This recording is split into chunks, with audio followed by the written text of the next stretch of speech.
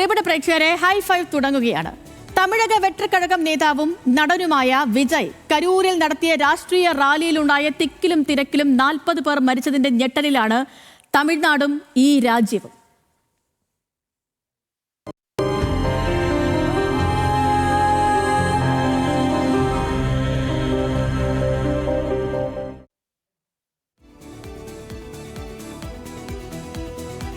ഈ സംഭവവുമായി ബന്ധപ്പെട്ട് 4 പ്രധാന ചോദ്യങ്ങളാണ് ഉയരുന്നത്. 1, അപകടത്തിന്റെ കാരണമെന്ത്? 2, TVKയ്ക്ക് പാളിയതെവിടെ? 3, പോലീസിന് വീഴ്ച പറ്റിയോ? ദുരന്തത്തിന് പിന്നിലെ അട്ടിമറി സാധ്യത എത്ര? ഈ 4 ചോദ്യങ്ങൾക്കുള്ള ഉത്തരമാണ് ഇനി അറിയാനുള്ളത്. നമുക്കറിയാവുന്നതുപോലെ ഇന്നലെ രാത്രി ഏകദേശം ഒരു 7:45 ഉണ്ടായ ഒരു അപകടമാണിത്. തിക്കിലും തിരക്കിലും പെട്ട് ഇതുവരെ 40 പേർക്കാണ് ജീവൻ നഷ്ടമായത്. 100ഓളം പേർ ആശുപത്രിയിലുണ്ട്. മുഖ്യമന്ത്രി MK സ്റ്റാലിൻ, ഉപമുഖ്യമന്ത്രി ഉദയനിധി സ്റ്റാലിൻ എന്നിവർ ആശുപത്രിയിലെത്തി അപകടത്തിൽപ്പെട്ടവരെ കണ്ടു. ഒരിക്കലും സംഭവിക്കാൻ പാടില്ലാത്തതാണ് നടന്നത് എന്ന് ഇരുവരും മാധ്യമങ്ങളോട് പ്രതികരിച്ചു. പോലീസിന്റെ ഭാഗത്ത് ഒരു വീഴ്ചയും ഉണ്ടായിട്ടില്ല എന്നാണ് ഇന്നലെ DGPയും ഇന്ന് ADGPയും മാധ്യമങ്ങളോട് പ്രതികരിച്ചത്. ആ പ്രതികരണങ്ങളിലേക്ക്. இந்த சம்பவத்தில் மொத்தம் 39 உயிர்கள் இதுவரைக்கும் நம்ம இழந்திருக்கிறோம்.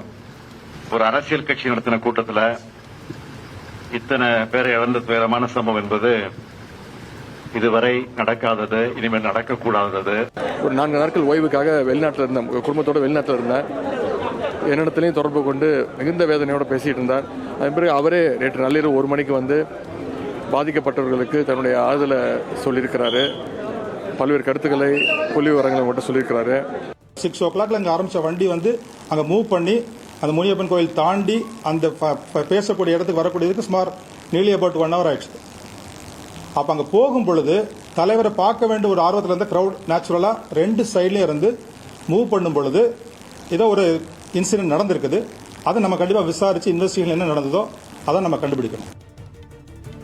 ഓക്കെ, അപ്പോൾ ഇങ്ങനെയാണ് മുഖ്യമന്ത്രിയുടെയും ഉപമുഖ്യമന്ത്രിയുടെയും ADGPയുടെയും ഒക്കെയും പ്രതികരണം. ഈ അപകടം ഉണ്ടായ ശേഷം ചെന്നൈയിലേക്ക് പോയ വിജയ് ഇതുവരെ ഈ വിഷയത്തിൽ ഒന്നും പ്രതികരിച്ചിട്ടില്ല. ആകെ വന്നത് എക്സിലെ അദ്ദേഹത്തിന്റെ ഒരു പ്രതികരണം മാത്രമാണ്. ഹൃദയഭേദകം എന്നുള്ള അദ്ദേഹത്തിന്റെ വാക്കുകൾ മാത്രമാണ്. ഇതിനു മുൻപ് വിജയ് നടത്തിയ ചില പ്രതികരണങ്ങൾ കൂടി നമുക്ക് നോക്കാം. என்ன நாங்க பெருசா கேட்டுட்டோம், மக்கள் வந்து நிம்மதியா ஃப்ரீயா நின்னு பாக்குறதுக்கு ஒரு இடம், அதை நாங்க தேர்வு செஞ்சு அதுக்கு பர்மிஷன் கேட்கிறோம். ஆனா நீங்க என்ன பண்றீங்க, அந்த இடத்தையெல்லாம் விட்டுட்டு நெருக்கடியோட, மக்கள் நெருக்கடியோட எங்கெல்லாம் நிப்பாங்களோ அந்த இடமா பார்த்து செலக்ட் பண்ணி தெரியுங்க. உங்க எண்ணம் தான் என்ன சார்? ஒரு சிங்கம் எப்போ எதுலயும் பெக்யூலியர் தான். ஒரு முறை சிங்கம் கரிச்சிச்சதுன்னா அந்த சவுண்ட்ல ஒரு 8 கிலோமீட்டருக்கு சும்மா அதிரும், எல்லா திசைகளும் அதிரும். அப்படிப்பட்ட அந்த சிங்கம் வேட்டைக்கு மட்டும்தான் வெளியில வரும், வேடிக்கை பார்க்கறதுக்கெல்லாம் வெளியில வராது. மனசாட்சி உள்ள மக்களாட்சி உங்க நம்ம TVK மறுபடியும் ஆட்சி அமைக்கணுமா? கான்பிடண்டா இருங்க மக்களே, நல்லதே நடக்கும், வெற்றி நிச்சயம். ഇതിനു മുൻപുള്ള പല റാലികളിൽ TVK അധ്യക്ഷൻ കൂടിയായ നടൻ വിജയ് നടത്തിയ പ്രതികരണങ്ങളാണ്. നമുക്ക് ആദ്യം നടത്തിയ പ്രതികരണം ഒരിക്കൽ കൂടി കേൾക്കാം. പി സർ, ആദ്യത്തെ പ്രതികരണം ഒരിക്കൽ കൂടി പ്ലേ ചെയ്യാവോ? பெருசா கேட்டுட்டோம், மக்கள் வந்து நிம்மதியா ஃப்ரீயா நின்னு பாக்குறதுக்கு ஒரு இடம், அதை நாங்க தேர்வு செஞ்சு அதுக்கு பர்மிஷன் கேட்கிறோம். ஆனா நீங்க என்ன பண்றீங்க, அந்த இடத்தையெல்லாம் விட்டுட்டு நெருக்கடியோட, மக்கள் நெருக்கடியோட எங்கெல்லாம் நிப்பாங்களோ அந்த இடமா பார்த்து செலக்ட் பண்ணி தெரியுங்க. உங்க எண்ணம் தான் என்ன சார்? ഓക്കെ, അപ്പൊ ഇതിന് മുൻപ് നടന്ന ഒരു റാലിയിൽ വിജയ് നടത്തിയ ഒരു പ്രതികരണമാണ് നമ്മൾ കേട്ടത്. വിജയുടെ വാക്കുകളാണ് കേട്ടത്. അതായത്, ഞങ്ങൾ റാലി നടത്താൻ ഒരു സ്ഥലം സർക്കാരിനോട് ആവശ്യപ്പെട്ടു, എന്നാൽ സർക്കാർ ഞങ്ങൾക്ക് നൽകുന്ന സ്ഥലം ആളുകൾക്ക് നിൽക്കാൻ പറ്റാത്ത, ആൾക്കാരെ തിങ്ങി ഞെരുക്കി കൂട്ടുന്ന ഒരു സ്ഥലമാണ്. അതായത് ഞങ്ങളെയെല്ലാം ഞെരുക്കി കൊല്ലാനാണോ ഈ സർക്കാർ ശ്രമിക്കുന്നത് എന്നാണ് അന്ന് വിജയ് ചോദിച്ചത്. അങ്ങനെ 3 പ്രതികരണങ്ങൾ, 3 റാലിയിൽ വിജയ് നടത്തിയ വ്യത്യസ്ത പ്രതികരണങ്ങളാണ് നമ്മളിപ്പോൾ കേട്ടത്. നോക്കൂ, സംസ്ഥാന കേന്ദ്ര സർക്കാരുകൾക്കെതിരെ കടന്നാക്രമണമാണ് ഓരോ റാലിയിലും വിജയ് നടത്തുന്നത്. അതുമാത്രമല്ല, സിനിമാ സ്റ്റൈലിലുള്ള പ്രസംഗമാണ് അദ്ദേഹത്തിൻ്റെത്. ഇതിൽ TVKക്ക് വലിയ വീഴ്ചകൾ സംഭവിച്ചിട്ടുണ്ട്. ഇപ്പോൾ രാഷ്ട്രീയ പിന്തുണ പ്രഖ്യാപിക്കാനല്ല, ഈ സൂപ്പർ താരത്തെ കാണാൻ തന്നെയാണ് ഈ ആയിരങ്ങളിൽ പകുതി പേരും തിങ്ങി നിറഞ്ഞ സദസ്സ് ഓരോ റാലിയിലും വന്നു വരിക. അപ്പോൾ ഈ ക്രൗഡ് മുൻകൂട്ടി മനസ്സിലാക്കി പ്ലാൻ ചെയ്യാൻ TVKക്ക് കഴിഞ്ഞില്ല. ആൾക്കൂട്ടത്തെ വേണ്ടത്ര രീതിയിൽ നിയന്ത്രിക്കാൻ അവിടെ പോലീസിനും കഴിഞ്ഞിട്ടില്ല. ഈ വിഷയത്തിൽ കൂടുതൽ വിശകലനങ്ങളിലേക്ക് പോവുകയാണ് ഞാൻ. സുജിത് ചന്ദ്രനുണ്ട് വിവരങ്ങളും വിശകലനങ്ങളുമായി. എനിക്കിപ്പം സുജിത്ത്, ഇവിടെ മറ്റൊരിടത്തെയും പോലെയല്ല. ഇപ്പം MGR ഒക്കെ റാലികൾ നടത്തിയപ്പോൾ ഉണ്ടായ അനുഭവം തമിഴ്നാട്ടിലെ രാഷ്ട്രീയ നേതാക്കൾക്കും പോലീസിനും ഒക്കെയുമുണ്ട്. അപ്പോൾ ഇങ്ങനെ ഒരു റാലി നടത്തുമ്പോൾ സുരക്ഷ ഉറപ്പാക്കേണ്ടത് എല്ലാവരുടെയും ബാധ്യതയായിരുന്നു. 1.5 വർഷം മാത്രം പ്രായമുള്ള ഒരു പാർട്ടിയാണ് TVK. രാഷ്ട്രീയ നേതാക്കളുടെ അപര്യാപ്തത അവർക്ക് തീർച്ചയായും ഉണ്ട്. ഇപ്പോൾ TVKയുടെ നിലവിലെ ദൗർബല്യങ്ങളാണോ ഇന്നലെ നമ്മൾ കണ്ടതിലൂടെ വെളിപ്പെടുന്നത്? എന്താവും സംഭവിച്ചിട്ടുണ്ടാവുക സുജിത്ത്? സേതു ഈ പറഞ്ഞ രണ്ട് കാര്യങ്ങളിലും ഇതിൻ്റെ വീഴ്ചകൾ സംഭവിച്ചിട്ടുണ്ട്. ഒന്ന്, ഈ വലിയ ക്രൗഡിനെ മാനേജ് ചെയ്യുന്നതിൽ TVKക്കുള്ള ഒരു ക്രൗഡ് മാനേജ്മെൻറ്റ് പിഴവ് തീർച്ചയായിട്ടും ഉണ്ടായിട്ടുണ്ട്. TVKയുടെ നേതാവ് വിജയാണ്. വിജയ് വലിയ താരമാണ്. അതുകൊണ്ട് തന്നെ വിജയെ കാണാനെത്തുന്ന ലക്ഷക്കണക്കിന് ആളുകളെ മാനേജ് ചെയ്യുന്നതിൽ, അത് മുൻകൂട്ടി കാണുന്നതിൽ ഇൻ്റലിജൻസ് പിഴവ് ഒരു പക്ഷേ ഉണ്ടായിട്ടുണ്ടാകാം. പോലീസിൻ്റെ പിഴവും അവർ സമ്മതിക്കുന്നില്ലെങ്കിൽ കൂടി അവിടെ ഉണ്ടായിട്ടുണ്ട് എന്നുള്ള കാര്യം വാസ്തവം തന്നെയാണ്. ഈ TVKയുടെ ഡെപ്യൂട്ടി ജനറൽ സെക്രട്ടറിയായ CTR നിർമ്മൽ കുമാർ ഇപ്പോൾ വിജയ് പറഞ്ഞ ഇതേ കാര്യം ഉന്നയിച്ച് തന്നെ ഒരാഴ്ച മുമ്പ് മദ്രാസ് ഹൈക്കോടതിയിൽ ഒരു ഹർജി ഫയൽ ചെയ്തിരുന്നു. പ്രധാനപ്പെട്ട സ്ഥലങ്ങൾ, അല്ലെങ്കിൽ ഏറ്റവും വലിയ തോതിൽ ആളുകൾക്ക് വന്നു കൂടാനുള്ള വലിയ സംഖ്യ ആളുകളെ ഉൾക്കൊള്ളാനുള്ള സ്ഥലങ്ങൾ തങ്ങൾക്ക് ഗവൺമെൻറ് അനുവദിച്ച് തരുന്നില്ല എന്നായിരുന്നു ആ ഹർജിയിലെ വാദം. അത് വളരെ ഗൗരവമായി തന്നെയാണ് മദ്രാസ് ഹൈക്കോടതിയും എടുത്തത്. പക്ഷേ മദ്രാസ് ഹൈക്കോടതി TVKയോടും ചില ചോദ്യങ്ങൾ ചോദിക്കുന്നുണ്ടായിരുന്നു. പ്രാഥമികമായി ഈ ക്രൗഡ് മാനേജ്മെൻറ്റിൻ്റെ ഉത്തരവാദിത്തം നിങ്ങൾക്കാണ്, പാർട്ടികൾക്കാണ്. അവിടെ അനിഷ്ട സംഭവങ്ങൾ ഉണ്ടാകില്ല എന്ന് ഉറപ്പാക്കേണ്ട ഉത്തരവാദിത്തം നിങ്ങൾക്കുണ്ട്. രണ്ടാമതായി, ഗർഭിണികൾ, ഭിന്നശേഷിക്കാർ, കുഞ്ഞുങ്ങൾ അടക്കമുള്ളവരെ ആ സ്ഥലങ്ങളിലേക്ക് ഇത്ര വലിയ ക്രൗഡ്, ഇത്ര വലിയ അപകട സാധ്യതയോടുകൂടി എന്ന തരത്തിലേക്ക് എത്താവുന്ന വിധം ഈ വലിയ ജനക്കൂട്ടം എത്തുന്ന സ്ഥലങ്ങളിൽ ഇത്തരക്കാരെ, അതായത് ഈ ശാരീരികമായി ദുർബലരെയും പ്രായമുള്ളവരെയും ഒക്കെ എത്തിക്കാതെ ഇരിക്കാൻ നിങ്ങൾ ശ്രദ്ധിക്കണം.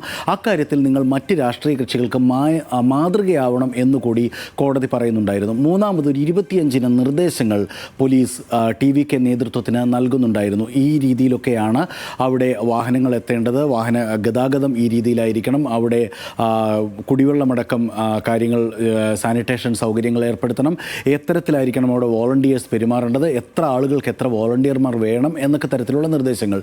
ഇത് രണ്ടു കൂട്ടരും അങ്ങോട്ടും ഇങ്ങോട്ടും പാലിക്കപ്പെട്ടിട്ടില്ല എന്നുള്ളത് ഒന്നാമത്തെ കാര്യം, ഇതിൻ്റെ ഓർഗനൈസിങ് തലത്തിലുണ്ടായ പ്രശ്നം. രണ്ടാമത്തെ കാര്യം, നേരത്തെ നമ്മൾ ഈ കണ്ട രണ്ടാമത്തെ സേതു കാണിച്ച ക്ലിപ്പ് മധുരയിൽ നടന്ന സമ്മേളനത്തിൻ്റെതായിരുന്നു. അവിടെയാണ് ഈ സിംഹം അലറുന്ന കാര്യമൊക്കെ അദ്ദേഹം പ്രസംഗിക്കുന്നത്. ഒന്ന്, വിക്രവണ്ടിയിൽ കഴിഞ്ഞ വർഷം നടന്ന സമ്മേളനം ലക്ഷക്കണക്കിന് ആളുകൾ പങ്കെടുത്തു. അതിനുശേഷം രണ്ടാമത്തെ ഇവരുടെ വലിയ മാനാട്, വലിയ മഹാസമ്മേളനം എന്ന രൂപത്തിൽ വിളിച്ചുകൂട്ടിയത് മധുരയിലായിരുന്നു. അവിടെ എത്ര ആളുകളാണ് പങ്കെടുത്തത് എന്ന തരത്തിലുള്ള വലിയ തർക്കം ഇപ്പോഴും തുടരുകയാണ്. 5 ലക്ഷം എന്ന് പറയുന്നുണ്ട്, അത് 7 ലക്ഷത്തിനും 10 ലക്ഷത്തിനും ഇടയിലുള്ള ആളുകളാണ് എന്നൊക്കെ പറയുന്നുണ്ട്. അത്ര വലിയ സംഖ്യ ആളുകൾ അവിടെ വന്നുകൂടി. അതായത് വെറും 1.5 വർഷം മാത്രം പ്രായമുള്ള ഒരു പാർട്ടിക്ക് ഇത്ര വലിയ തോതിൽ ആളുകളെ, പ്രത്യേകിച്ച് ചെറുപ്പക്കാരെയൊക്കെ ആകർഷിച്ച് വലിയ ആൾക്കൂട്ടമുണ്ടാക്കാൻ അവിടെ കഴിയുന്നു എന്നുള്ളതാണ് ഒന്നാമത്തെ കാര്യം. അതിൽ DMK ഭരണകക്ഷിയായ DMK കുറച്ച് ചകിതരാണെന്നുള്ള കാര്യം വാസ്തവമാണ്. മാത്രമല്ല, ഉദയനിധി സ്റ്റാലിനും രണ്ടാം നിര DMK നേതാക്കളും ഒക്കെ തമ്മിൽ ഒരു വാക്പോര് കഴിഞ്ഞ കുറേ ദിവസങ്ങളായി നിലനിൽക്കുന്നുണ്ട്. DMKയുടെ ഒരു യോഗത്തിൽ പങ്കെടുക്കുന്നതിനേക്കാൾ 1000-10,000 ആളുകളെ അധികം TVKയുടെ യോഗങ്ങളിൽ എത്തിക്കണമെന്ന് TVK നേതൃത്വത്തിനുമുണ്ട്. പക്ഷേ നേരത്തെ സേതു പറഞ്ഞതുപോലെ ഈ നേതൃത്വം ഇത്തരത്തിൽ കാര്യങ്ങൾ ചെയ്ത് ശീലമുള്ള ഒരു നേതൃത്വമല്ല. നേരത്തെ MGRൻ്റെ കാര്യം പറഞ്ഞല്ലോ. MGR മാത്രമല്ല, കലൈഞ്ചരായിക്കോട്ടെ, ഇപ്പോൾ അല്ലെങ്കിൽ ജയലളിത ആയിക്കോട്ടെ, ഇതുപോലെ വലിയ ഓളം ഉണ്ടാക്കിയ ആളായിരുന്നു വിജയകാന്ത്. അങ്ങനെയൊക്കെ ലക്ഷക്കണക്കിന് ആളുകളെ അവരവരുടെ വേദികളിലേക്ക് എത്തിച്ച്, സമ്മേളന സ്ഥലങ്ങളിലേക്ക് എത്തിച്ച് ആ കൂട്ടത്തിൻ്റെ വലിപ്പം കാണിക്കുക എന്നുള്ളത് തമിഴ്നാട്ടിലെ ഒരു ശൈലി തന്നെയാണ്, ഈ ഒരു രാഷ്ട്രീയ ശൈലി തന്നെയാണ്. ഇത്ര വലിയ ആൾ കൂടുന്നത്, ഇത്ര കരുത്തുള്ള പാർട്ടി, പ്രത്യേകിച്ചും ഇതൊരു തെരഞ്ഞെടുപ്പ് വർഷമാണ്, അതിലേക്ക് നീങ്ങുകയാണ്. ഒന്നാമത്തെ ശത്രുവായിട്ട് TVK എണ്ണിയിരിക്കുന്നത് DMK തന്നെയാണ്. തമിഴ്നാട്ടിലെ ഇപ്പോഴത്തെ ഒരു രാഷ്ട്രീയ കാലാവസ്ഥയിൽ DMK തിരിച്ചും ഒരു പ്രധാനപ്പെട്ട പ്രബലനായ ശത്രുവായി TVKയെ കണക്കാക്കുന്നുമുണ്ട്. അതുകൊണ്ട് തന്നെ പരമാവധി ആളുകളെ എത്തിക്കുക എന്നുള്ളതാണ് TVK അവിടെ കണക്കുകൂട്ടിയ ഒരു തന്ത്രം. അവരുടെ ഒരു നയം തന്നെ പരമാവധി ആളുകളെ എത്തിക്കുകയായിരുന്നു. പക്ഷേ കൊടുത്ത അപേക്ഷയോ 10,000 പേരെത്തുമെന്നാണ് പറഞ്ഞത്.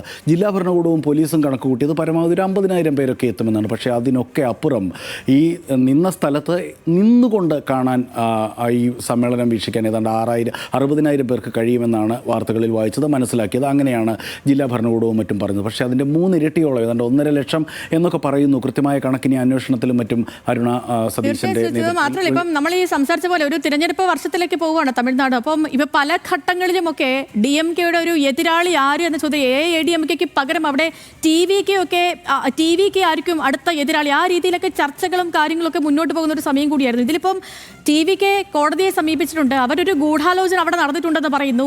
ഈ റാലിക്ക് നേരെ കല്ലേറുണ്ടായെന്ന് പറയുന്നു. CCTV ദൃശ്യങ്ങൾ നശിപ്പിക്കാതിരിക്കാൻ ഇടപെടണം, ഹർജി നേരത്തെ പരിഗണിക്കണമെന്നൊക്കെ ആവശ്യപ്പെട്ടിട്ടുണ്ട്. മറുവശത്ത് പോലീസ് പറയുന്നത് സമയക്രമം തെറ്റിച്ചതാണ് എല്ലാത്തിനും കാരണമായത്, എല്ലാ പാപഭാരവും TVK മേൽ ചാർത്തുകയാണ്. അപ്പം ഈ ഹർജി ഇനിയിപ്പോൾ പരിഗണിക്കുന്ന കാര്യത്തിൽ എന്തെങ്കിലും ഒരു സ്ഥിരീകരണം വരുന്നുണ്ടോ സുജിത്ത്? ഹർജി അടിയന്തര പ്രാധാന്യത്തോടുകൂടി അവധി ദിവസമാണെങ്കിൽ കൂടി ഇന്ന് പരിഗണിക്കും എന്ന തരത്തിലുള്ള വാർത്തകളാണ് വന്നത്. അത് കോടതിയുടെ തീരുമാനത്തിലാണ് ഇപ്പോൾ. ഒരുപക്ഷെ ഇന്ന് രാത്രി തന്നെ ചിലപ്പോൾ അസ്വാഭാവികമായി കോടതി കൂടി അത് പരിഗണിച്ചേക്കാം, വൈകിട്ട് പരിഗണിച്ചേക്കാം. എന്തൊക്കെയാണെങ്കിൽ തന്നെയും താഴെ തട്ടിൽ DMK പ്രവർത്തകരും TVK പ്രവർത്തകരും തമ്മിൽ വലിയ വൈരം നിലനിൽക്കുന്നുണ്ട് എന്നുള്ള കാര്യം വാസ്തവമാണ്. ഈ അപകടം നടന്ന കരൂർ എന്ന് പറയുന്ന സ്ഥലം സംസ്ഥാന മന്ത്രിസഭയിലെ പ്രബലനായ മന്ത്രി സെന്തിൽ ബാലാജിയുടെ കരുത്തുറ്റ അദ്ദേഹത്തിൻ്റെ തട്ടകം കൂടിയാണ്. സെന്തിൽ ബാലാജിയുടെ തട്ടകത്തിൽ ഒരു പരിപാടി നടത്തുമ്പോൾ പരമാവധി വലിയ ആളെ കൂട്ടണമെന്ന് വിജയ്ക്ക് നിർബന്ധമുണ്ടായിരുന്നു. വിജയുടെ പാർട്ടിയിലേക്ക് കടന്നു വന്ന അടുത്ത കാലത്ത് മറ്റ് VCK-യിലും AIADMK-യിലും ഒക്കെ പ്രവർത്തിച്ചിരുന്ന അതിൻ്റെ 2ാം നിര നേതൃത്വത്തിലെ നേതാക്കളാണ് അതിൻ്റെ പ്രധാന നേതാക്കൾ TVK-യുടെ. അവർക്കൊക്കെ ഈ നിർബന്ധമുണ്ടായിരുന്നു. അതുകൊണ്ട് തന്നെയാണ് അവിടെ വലിയ ആളെ കൂടിയത്. വേറൊരു കാര്യം, ഇപ്പോൾ തമിഴ്നാട്ടിലെ മുതിർന്ന മാധ്യമപ്രവർത്തകരും മറ്റുമായിട്ടൊക്കെ സംസാരിക്കുമ്പോൾ അവർ പറയുന്ന ഒരു കാര്യം, നേരത്തെ നമ്മൾ പറഞ്ഞ പോലെ ഈ വലിയ പ്രബലരായ നേതാക്കന്മാരൊക്കെ ആളെ കൂട്ടി തന്നെയാണ് അവരുടെ പാർട്ടിയുടെ ശക്തി അവിടെ കാണിച്ചിട്ടുള്ളത്. പക്ഷേ ഈ സമ്മേളനം പിരിഞ്ഞു പോകുന്ന സമയത്ത് അത് ജയലളിത ആയിക്കോട്ടെ, കലൈഞ്ചർ ആയിക്കോട്ടെ, വിജയകാന്ത് ആയിക്കോട്ടെ, ഇവരൊക്കെ അവർ തന്നെ പ്രധാനപ്പെട്ട നേതാവ് തന്നെ വേദിയിൽ വന്നൊരു നിർദ്ദേശം നൽകും. നമ്മൾ ഇത്ര വലിയ ആൾക്കൂട്ടം ഇവിടെ കൂടിയിട്ടുണ്ട്, നമ്മൾ പിരിഞ്ഞു പോകും. ഒരു അപ്ഡേഷൻ വന്നതേ, ഹർജി ഇന്ന് പരിഗണിക്കില്ല എന്നൊരു അപ്ഡേഷൻ വരുന്നുണ്ടേ. മദ്രാസ് ഹൈക്കോടതി ഇന്നിപ്പോൾ ഈ ഹർജി പരിഗണിക്കില്ല, അങ്ങനെ ഒരു അപ്ഡേഷൻ. അതെ, അത് നമ്മൾ ഈ സംസാരിച്ചുകൊണ്ട് ഇപ്പോൾ നിന്നപ്പോൾ വന്ന അപ്ഡേഷനാണ് സേതു. അതായത് ആദ്യം വന്ന വാർത്ത തിങ്കളാഴ്ച തന്നെ അടിയന്തര പ്രാധാന്യത്തോടെ പരിഗണിക്കുമെന്നുള്ളതായിരുന്നു. ഇന്ന് ഞായറാഴ്ചയാണല്ലോ, ഇന്ന് കോടതി അവധി ദിവസമാണ്. ഇന്ന് കേസ് പരിഗണിക്കുന്ന മദ്രാസ് ഹൈക്കോടതി മാറ്റിയെന്ന ഒറ്റ വരിയാണ് ഒന്ന്. അതിൻ്റെ വിശദാംശങ്ങൾ താമസിയാതെ നമ്മുടെ സ്ക്രീനിൽ വരും. ഏതായാലും ഇന്ന് പരിഗണിക്കുന്നില്ല, നാളെ മിക്കവാറും ആ കേസ് പരിഗണിക്കാൻ തന്നെയാണ് സാധ്യത. ഏതായാലും ഇപ്പോൾ വിജയുടെ അറസ്റ്റ് വേണമെന്ന് ആവശ്യപ്പെട്ടിരിക്കുന്നത് DMK തന്നെയാണ്. അതേപോലെ പ്രധാന സഖ്യകക്ഷിയായ VCK ആവശ്യപ്പെട്ടിട്ടുണ്ട്, കോൺഗ്രസ് ആവശ്യപ്പെട്ടിട്ടുണ്ട്, CPIM ആവശ്യപ്പെട്ടിരിക്കുന്നത് കോടതി തന്നെ നേരിട്ട് കേസെടുക്കണമെന്നാണ്. ഏതായാലും സിനിമാ മേഖലയിൽ നിന്ന് തന്നെ ഇന്നലെ വിശാലൊക്കെ അടക്കം അവിടുത്തെ സിനിമാ സംഘടനയുടെ നേതാവാണല്ലോ അദ്ദേഹം, ഇദ്ദേഹത്തിനെതിരെ രംഗത്ത് വന്നിട്ടുണ്ട്. ചില താരങ്ങളൊക്കെ ഇന്നും പ്രതികരിച്ചു കണ്ടു. സിനിമയ്ക്കകത്തും പുറത്തും ഏതായാലും വരും ദിവസങ്ങളിൽ വിജയ് കോർണർ ചെയ്യപ്പെടുമെന്നുള്ള കാര്യം ഉറപ്പാണ്. ഒരുപക്ഷെ അദ്ദേഹത്തിനെതിരെ കേസും ഒക്കെ എടുക്കാനുള്ള സാധ്യതയുണ്ട്. ഓക്കെ സുജിത്ത്, വ്യക്തമാണ്. അപ്പം സംഭവിച്ചത് ഈ ഒരിക്കൽ നമ്മളിപ്പോൾ സമീപകാലത്തൊന്നും ഒരു രാഷ്ട്രീയ പാർട്ടി ഒരു റാലി നടത്തി ഇത്രയും വലിയൊരു ദുരന്തമൊന്നും നമ്മൾ കണ്ടിട്ടില്ല, ഇത്രയും വലിയൊരു അപകടം നമ്മൾ കണ്ടിട്ടില്ല. സംഭവിക്കാൻ പാടില്ലാത്ത ഒന്നായിരുന്നു. ഇനി ഇതിൽ എന്താണ് സംഭവിച്ചത് എന്നുള്ള കാര്യം, ആരാണ് യഥാർത്ഥ കുറ്റക്കാർ എന്ന കാര്യം അന്വേഷണത്തിലൂടെ തെളിയേണ്ടതാണ്. ഇന്നലെ രാത്രി തന്നെ ഒരു ജുഡീഷ്യൽ അന്വേഷണമൊക്കെ സർക്കാർ പ്രഖ്യാപിച്ചു. പോലീസ് അന്വേഷണം നടക്കുന്നുണ്ട്. കോടതി വളരെ അടുത്ത ദിവസങ്ങളിൽ തന്നെ ഈ ഹർജി പരിഗണിക്കുമെന്ന് പറയുന്നു. അപ്പോൾ നോക്കാം എന്താണ് അവിടെ സംഭവിച്ചത് എന്ന്. ഇനി ഇങ്ങനെ ഒരു ആപത്ത് നമ്മുടെ നാട്ടിൽ ഉണ്ടാകാതിരിക്കട്ടെ. വിശകലനം നടത്തുകയായിരുന്നു സുജിത് ചന്ദ്രൻ.